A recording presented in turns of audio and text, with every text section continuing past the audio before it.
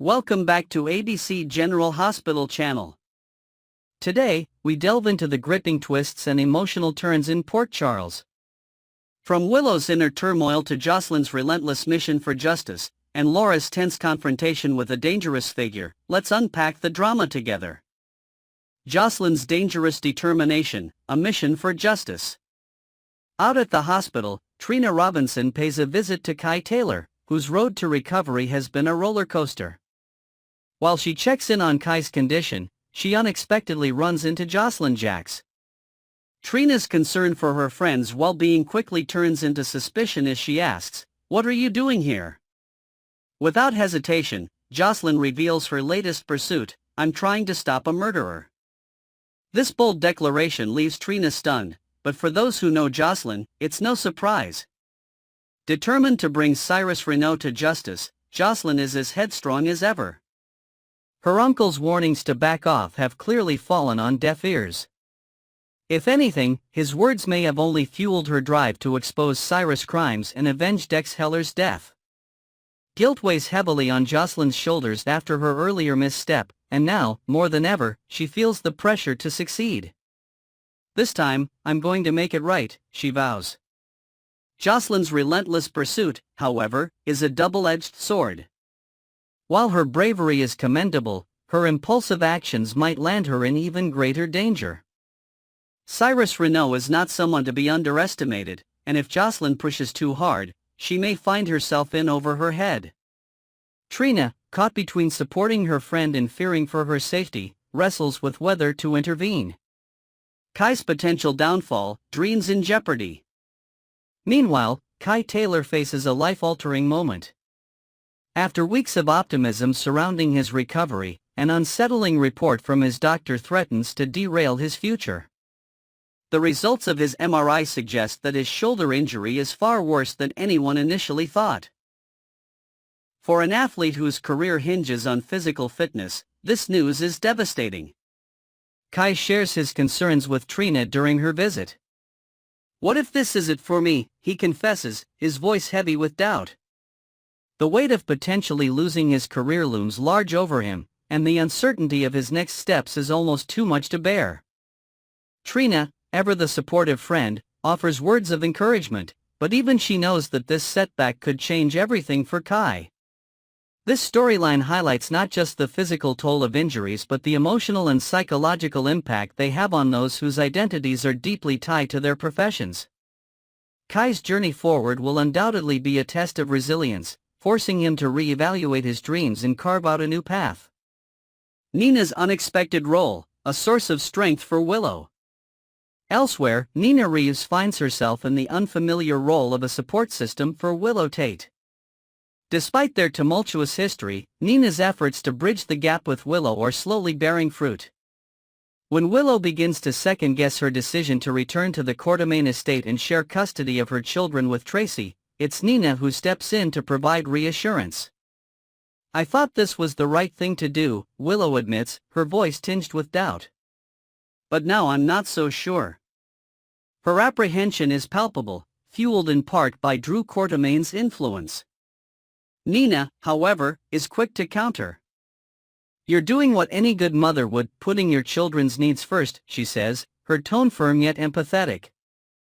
This newfound camaraderie between Nina and Willow marks a significant shift in their relationship. Nina's determination to support Willow, even in the face of Tracy Quartermaine's overbearing presence, is a testament to her growth. However, the question remains, is this reconciliation genuine, or will old wounds resurface to undo their progress? Laura's confrontation with Sidwell, a battle of wills. At the heart of the drama is Laura Collins' tense meeting with Jen Sidwell. Despite his clean record, Sidwell's dark past is no secret to Laura. He once held her son Lucky and Isaiah hostage, nearly killing them in the process. Now, with Sidwell boldly making his presence known in Port Charles, Laura takes it upon herself to deliver a clear message: "You're not wanted here." Sidwell, however, remains unfazed. His charm, which has already begun to win over Lucy Coe, is on full display as he responds, "I look forward to proving you wrong." His confidence is as unsettling as it is infuriating, leaving Laura to question his true intentions. Why has Sidwell returned, and what does he hope to achieve? Laura's resolve to protect her family and her city sets the stage for an intense power struggle. Sidwell's audacity in flaunting his presence only heightens the tension, promising a showdown that will leave lasting repercussions for Port Charles. Felicia and Molly, unveiling new clues about Cyrus. Back at the PCPD, Felicia Scorpio continues to share critical insights with Lucky Spencer and Liz Baldwin. Reflecting on her interactions with Cyrus Renaud, Felicia reveals that he had been banned from the hospital despite being a favorite among patients. Something changed, she notes, her tone laced with suspicion. I'm not sure what, but it was enough to get him kicked out. This revelation prompts Lucky and Liz to dig deeper into Cyrus' motives. Was he targeting vulnerable patients for some hidden agenda? Felicia's observations suggest a sinister undercurrent to Cyrus' seemingly altruistic visits, adding another layer of intrigue to an already complex investigation. Meanwhile, Molly Lansing Davis oversees Cody Bell's release from the drunk tank, though not without a warning. This is your second strike, Cody. Don't let there be a third, she cautions. Felicia, ever the optimist, hopes Cody can turn things around, but Molly's skepticism lingers. Some people never change, she mutters under her breath, her doubt rooted in her own experiences. Christina's triumph, a night to remember. Amid the chaos, Christina Corinthos Davis finds a moment of joy as she celebrates the reopening of Charlie's Pub. The evening is a testament to her resilience and determination, as friends and family gather to support her. Alexis Davis, brimming with pride, offers her daughter heartfelt congratulations. You've created something truly special, Christina, she says, her voice filled with admiration. As the night unfolds, Christina takes a moment to reflect on how far she's come. From past struggles to newfound independence, this celebration marks a turning point in her journey. But as the shadows of Port Charles continue to loom, Christina's story is far from over. Next, we'll delve into the sinister game unfolding in Port Charles. Could Cyrus Renaud be orchestrating a campaign of terror aimed at Jason Morgan, using the deaths of Sam McCall and Dex Heller as pawns in his deadly chessboard? Let's break it all down, piece by piece. A mastermind at work, Cyrus Renaud's sinister strategy. Cyrus Renaud is not the type of villain to act without precision. Every move he makes is part of a larger scheme, and his recent actions have left the residents of Port Charles in a state of shock and fear. The deaths of Sam McCall and Dex Heller were not just random acts of violence, they were calculated and deliberate, each carefully designed to send a message. The timing, the execution, and the aftermath suggest something far more complex than mere vendettas. They hint at a larger, more dangerous plan. Cyrus' notorious reputation as a manipulative mastermind has only been bolstered by his recent actions. His history of using religion as a shield for his malevolent activities further complicates the situation. Is this his twisted way of purifying Port Charles, or is it all part of a broader attempt to exact revenge on Jason Morgan? The calculated nature of these murders suggests the latter, as Cyrus' tactics often aim to break his enemies emotionally before dealing the final blow. Jason Morgan, the unseen target in a game of psychological warfare. At the center of this web of deceit and violence lies Jason Morgan. For years, Jason has been a thorn in Cyrus' side, consistently disrupting his criminal empire and maintaining a stronghold within Sonny Corinthos' organization. The deaths of Sam and Dex could very well be Cyrus' way of dismantling Jason's support system piece by piece. By targeting the people Jason holds dear, Cyrus is waging a psychological war that may leave Jason vulnerable and unable to retaliate effectively. This strategy is not just about physical elimination, it's about destabilization. Jason thrives on his composure and his ability to stay one step ahead of his enemies. By taking out key members of Jason's inner circle, Cyrus is chipping away at the foundation of his strength. The emotional toll of losing Sam, a woman Jason deeply cared for, and Dex, a trusted ally, is likely to leave him reeling and distracted, a dangerous state for someone constantly in the crosshairs of Port Charles's underworld. The ripple effect: who could be next in Cyrus' crosshairs? If Cyrus' endgame is truly about dismantling Jason's life, the question of who might be next looms large. The possibilities are chilling, especially given how precise and strategic Cyrus has proven himself to be. Jocelyn Jacks seems like an obvious target. Her connection to Jason through her stepfather, Sonny, and her closeness to Dex make her an emotional weak point. Striking at Jocelyn would send a clear message to both Jason and Sonny, shaking their foundations and forcing them to respond.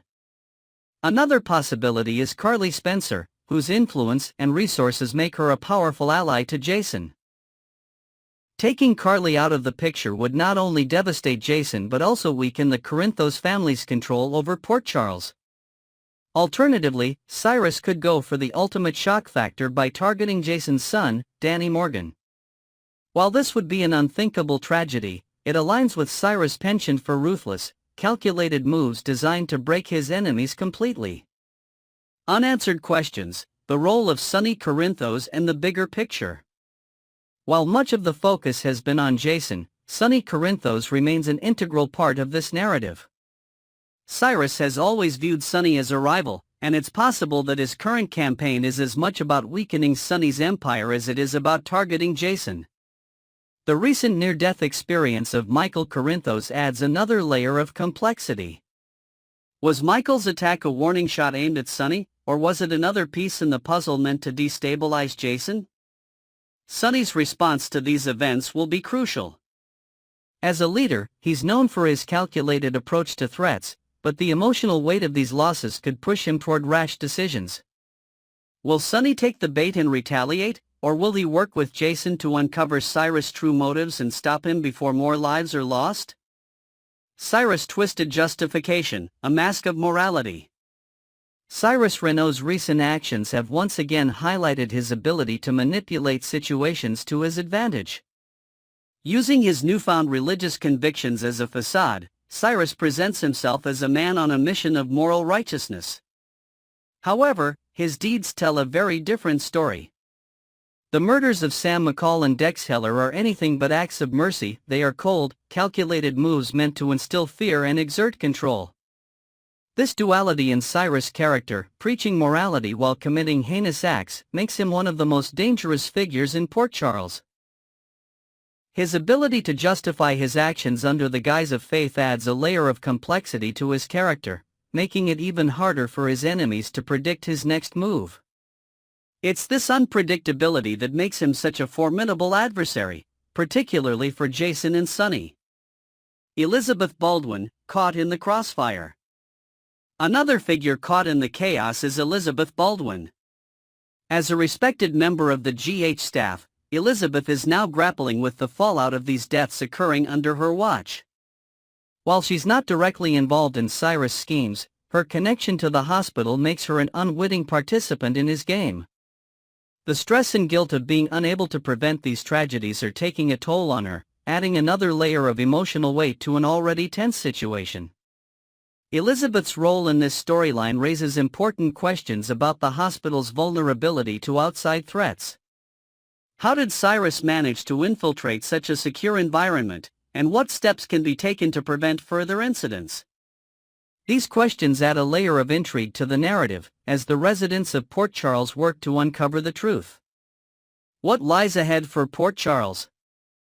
As the pieces of this deadly puzzle begin to fall into place, one thing is clear: Port Charles is far from safe.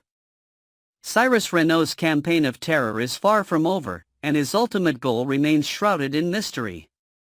Is he targeting Jason Morgan to settle old scores, or is there a larger plan at play?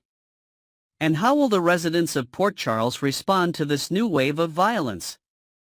The coming weeks promise to be filled with twists and turns as the characters navigate this dangerous landscape. Will Jason and Sonny be able to stop Cyrus before more lives are lost, or will Cyrus succeed in his quest for control? Only time will tell, but one thing is certain: the stakes have never been higher. Next, We'll dive into the recent online buzz surrounding General Hospital star Nancy Lee Grahn. Let's clear up the confusion, tackle the rumor mill, and examine how fake news impacts both fans and beloved actors. Fans react to online rumors. Nancy Lee Grahn's social media post drew an outpouring of support and frustration from her fans, who expressed both relief and anger at the fake news. "I'm glad you're okay," wrote one fan, emphasizing how they had seen the headlines but dismissed them as untrustworthy. Another supporter added, "I hate when these fake stories are put out. It has to be maddening for you guys." The sentiment was echoed across multiple platforms, where viewers expressed their disbelief and annoyance at the misleading claims. What's more telling is the critical stance fans are now taking toward the platforms that perpetuate these rumors. Several of Nancy's followers pointed out how the lack of coverage from reputable news outlets was a clear red flag, and some even made the conscious decision not to click on the fabricated articles. This speaks volumes about how discerning fans are becoming in an era rife with misinformation. Nancy Lee Grahn's direct response. Addressing the situation head-on, Nancy Lee Grahn took to her Facebook page to debunk the rumors with a no-nonsense post. "Do not be their clickbait," she wrote, urging fans to steer clear of the dubious Facebook fan pages responsible for the hoax. In her typically sharp and candid style, Nancy made it clear that any significant updates about her health would come directly from her or trusted news outlets, not from shady, unofficial sources. Nancy's response highlights the frustration many celebrities face when false stories about their personal lives circulate online. These fabricated narratives not only cause unnecessary alarm among fans but also force actors to publicly defend themselves against baseless claims. Nancy's proactive approach demonstrates her commitment to transparency and her unwillingness to let rumors spiral out of control. The anatomy of a rumor. The entire situation sheds light on the broader issue of fake news and clickbait culture, particularly in the entertainment industry. It's easy for one fabricated post to snowball into a viral rumor, especially when it involves high-profile figures like Nancy Lee Grahn. The fake story about her supposed stroke was no exception, spreading quickly across social media and causing unnecessary panic among her fanbase. But why do such stories gain traction so easily? Part of the problem lies in how social media algorithms prioritize sensational headlines. These platforms thrive on engagement, often rewarding misleading content with more visibility. In this case, the rumor about Nancy's health was strategically designed to exploit fans' emotional connection to her, drawing clicks and interactions based on fear and concern. Nancy Lee Grahn, a voice of clarity. Known for her outspokenness both on and off-screen, Nancy Lee Grahn wasted no time setting the record straight. Her straightforward approach to addressing the rumors reflects her deep respect for her fans and her refusal to be a pawn in the clickbait game. By sharing screenshots of the misleading posts and calling out the individuals behind them, Nancy empowered her followers to be more discerning in the content they consume. Her candid statement also serves as a reminder of the importance of verifying information before sharing it. "If anything significant happens, it'll be on a trusted news channel or I'll tell you," Nancy assured her fans. This simple yet powerful message underscores the need for critical thinking in an era where misinformation runs rampant. How fans are fighting back. Interestingly, many fans are not only rejecting the fake stories but also taking steps to combat the spread of misinformation. Some have started reporting the offending posts to Facebook, while others are actively warning fellow fans to avoid the clickbait traps. This collective effort to hold these platforms accountable reflects a growing awareness of the harm caused by fake news and a determination to protect both fans and the stars they admire. The incident also highlights the importance of building a supportive fan community. By rallying around Nancy and calling out the fake news, her followers have shown that they are more than just passive viewers, they are active participants in fostering a positive and truthful dialogue. The broader impact on celebrities. For actors like Nancy Lee Grahn, these situations are more than just minor inconveniences, they can have real emotional and professional consequences. Constantly having to debunk false rumors takes a toll, not only on their mental health but also on their public image.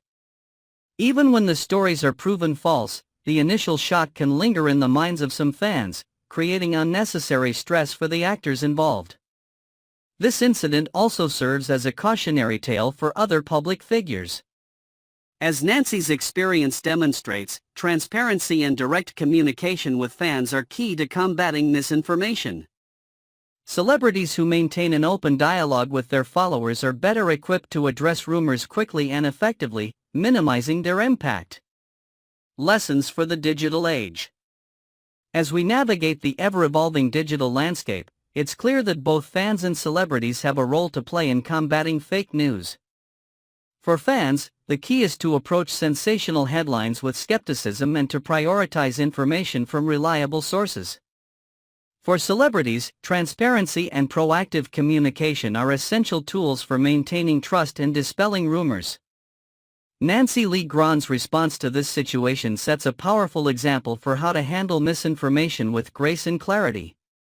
By addressing the rumors head-on and empowering her fans to think critically, she has turned a frustrating experience into an opportunity for growth and awareness. In the end, this incident is a testament to Nancy Lee Grahns' resilience and her unwavering dedication to her fans. Despite the challenges posed by fake news and clickbait culture, Nancy continues to shine as a beacon of honesty and integrity in the entertainment industry. Her response not only put the rumors to rest but also inspired her fans to join her in the fight against misinformation.